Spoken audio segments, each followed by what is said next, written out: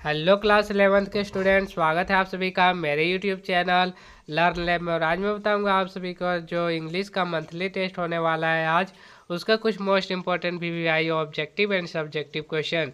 तो आप लोग वीडियो को शुरू से लास्ट तक देखिएगा और वीडियो पसंद आएगा तो वीडियो को लाइक कीजिएगा, दोस्तों के साथ वीडियो को शेयर कीजिएगा।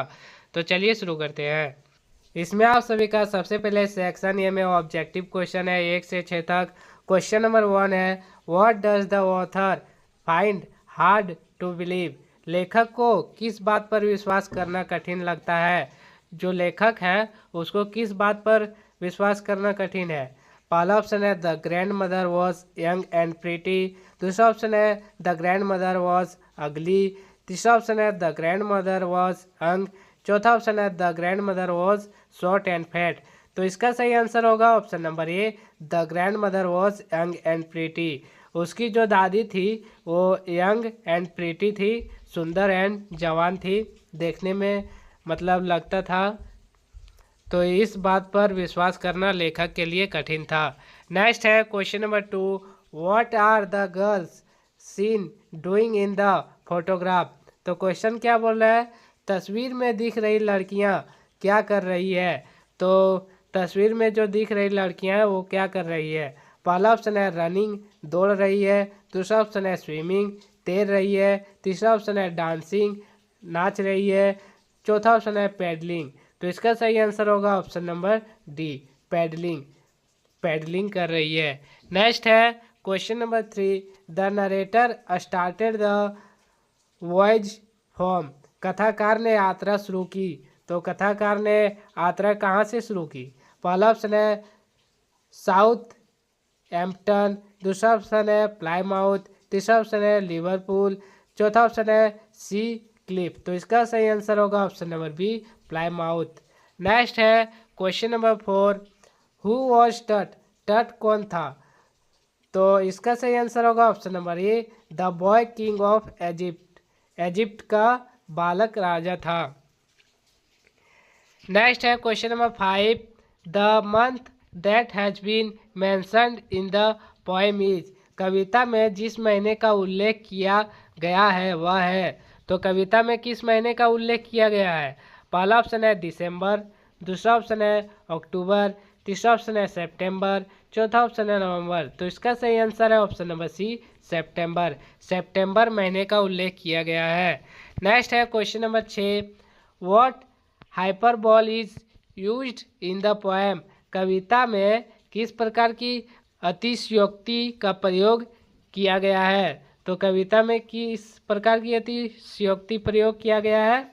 पहला ऑप्शन है I am the poem of earth. दूसरा ऑप्शन है सॉफ्ट फॉलिंग शॉवर। तीसरा ऑप्शन है बॉटमलेस सी। चौथा ऑप्शन है वॉइस ऑफ द रेनी। तो इसका सही आंसर होगा ऑप्शन नंबर सी, बॉटमलेस सी का मतलब अथाह सागर का प्रयोग किया गया है। नेक्स्ट है सेक्शन बी और इसमें लघु उत्तरीय प्रश्न है। 4 क्वेश्चन है, 2-2 नंबर का। क्वेश्चन नंबर 7 है, why did Murad change the name of the horse. जो घोड़ा था, जो मुराद और इसका भाई चोरी कर लिया था, तो उसका नेम क्यों चेंज किया था। तो इसका आंसर है he did not want to be called thief, so he changed the name of the horse from वजीरे to my heart when asked my John Barrow। तो इसका आंसर बोल रहा है वह चोर कहलाना नहीं चाहता था, इसलिए जॉन बैरो के कहने पर उसने घोड़े का नाम वजीरे से बदलकर माई हार्ट रख दिया। तो जॉन बैरो के कहने पर वो घोड़े का नाम वजीरे था पहले, तो उसका नाम माई हार्ट रख दिया। नेक्स्ट है question number 8, what did the narrator notice when she came back home for a few days during the war. Question बोल रहा है युद्ध के दौरान कुछ दिनों के लिए घर लौटने पर कथावाचक ने क्या देखा। तो घर लौटने पर क्या देखा। इसका आंसर है when the narrator came back home for a few days during the war. जब कथावाचक युद्ध के दौरान कुछ दिनों के लिए घर लौटी तो उसने सी नोटिस्ड दैट समथिंग और the other about the rooms had changed. तो उसने देखा कि कमरों में कुछ न कुछ बदलाव आ गए थे। She also noticed that various things were missing. उसने यह भी देखा कि कई चीज़ें गायब थी। जब वह युद्ध के दौरान घर लौटी तो उसके कमरे में कुछ न कुछ बदलाव लग रहा था और उसने यह भी देखा कि कुछ चीज़ें गायब भी थी, मतलब चोरी भी हो गया था। नेक्स्ट है question number 9। What trouble did Howard Carter run into when he finally reached the mummy in the last coffin. तो क्वेश्चन क्या बोल रहा है, जब हावर्ड कार्टर अंततः आखिरी ताबूत में रखी मम्मी तक पहुंचा तो उसे किस मुसीबत का सामना करना पड़ा। तो इसका आंसर है Howard Carter found that the ritual resins had hardened, commenting dirt to the bottom of his solid gold coffin। Howard Carter ने पाया कि अनुष्ठान में इस्तेमाल की गई रेजिन सख्त हो गई थी। जो अनुष्ठान में इस्तेमाल की गई थी रेजिन वो सख्त हो गई थी, जिससे टूट अपने ठोस सोने के ताबूत के तलवे से चिपक गया था। जो ताबूत था वो सोना का था, उसमें चिपक गया था। नेक्स्ट है question number 10। Why did the grand mother keep one hand on her waist. तो क्वेश्चन क्या बोल रहा है, दादी ने अपना एक हाथ अपनी कमर पर क्यों रखा हुआ था। तो दादी बूढ़ी हो गई होगी इसलिए रखा था। इसका आंसर है the grand mother was very old, she was slightly bent. दादी बहुत बूढ़ी थी, उनका शरीर थोड़ा झुका हुआ था। She had to keep one her two hands on her waist. उन्हें अपने दोनों हाथों में से एक हाथ कमर पर रखना पड़ता था। She did so to balance her stoop. वे ऐसा अपने झुके हुए शरीर को संतुलित रखने के लिए करती थी। नेक्स्ट है सेक्शन सी और इसमें दीर्घ उत्तरीय प्रश्न है। 2 क्वेश्चन है 3-3 नंबर का। क्वेश्चन नंबर 11 है why is rain essential for earth. पृथ्वी के लिए वर्षा क्यों आवश्यक है।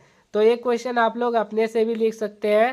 इसका आंसर है the rain helps the drought clean the dirt layers, helps the seeds germinate and from new trees. It injects new life to the whole earth। तो इसका आंसर है बारिश सूखे को दूर करती है, मिट्टी की परतें को साफ करती है, बीजों को अंकुरित होने पर नए पेड़ उगने में मदद करती है, यह पूरी धरती में नई जान फूंक देती है। इसीलिए बारिश का होना बहुत आवश्यक है पृथ्वी में। नेक्स्ट है question number 12। Why did John Byro think that My Heart was the twin of his horse Vazire. तो इसका क्वेश्चन क्या बोल रहा है, जॉन बैरो को ऐसा क्यों लगता था कि माई हार्ट उनके घोड़े वजीर का जुड़वा था। जो मुराद और उसका भाई चोरी करके लाया था घोड़ा, वो ऐसा क्यों लग रहा था कि उसका ही घोड़ा है। तो इसका आंसर है one day John Byro had caught the boys his horse on checking its teeth he was convinced that this horse was the twin his horse Vazire because no member of the Garoghlanian family could be a thief to have stolen his horse। The members of Garoghlanian family का जो रहता है वो बहुत ईमानदारी होता है। Garoghlanian tribe were known for honesty. जो गेरोग्लानियन फैमिली का रहता था वो बहुत ईमानदारी के लिए परिचित था। तो इसका हिंदी क्या बोल रहा है, एक दिन जॉन बैरो ने लड़के को अपने घोड़े के साथ पकड़ लिया। उसके दांत देखकर उसे यकीन हो गया कि यह घोड़ा उसके घोड़े वजीरे का जुड़वा है, क्योंकि गेरोग्लानियन परिवार का कोई भी सदस्य चोर नहीं हो सकता है। जो गेरोग्लानियन फैमिली अपने ईमानदारी के लिए परिचित था, उसको लगता था कि वो चोरी कर ही नहीं सकता है। चोर ने उसका घोड़ा चुरा लिया था। कैरोग्लानियन जनजाति के लोग ईमानदारी के लिए जाने जाते थे। जो मुराद और उसका परिवार था वो कैरोग्लानियन जनजाति के अंतर्गत आता था और ये जो जनजाति होता है वो ईमानदारी के लिए परिचित था। तो जॉन बेरो को लगता था कि वो चोरी कर ही नहीं सकता है क्योंकि वह ईमानदारी के लिए परिचित था और उसे पूरा विश्वास था कि चोरी कर ही नहीं सकता है। तो उम्मीद करता हूँ आप सभी को वीडियो पसंद आया होगा। वीडियो पसंद आया तो लाइक कीजिए, दोस्तों के साथ वीडियो को शेयर कीजिए, चैनल को सब्सक्राइब करके नोटिफिकेशन बेल को ऑल पे सेलेक्ट कर लीजिए ताकि मेरे हर वीडियो की नोटिफिकेशन आप तक सबसे पहले पहुँचे। तो मिलते हैं अगले वीडियो में, तब तक के लिए जय हिंद।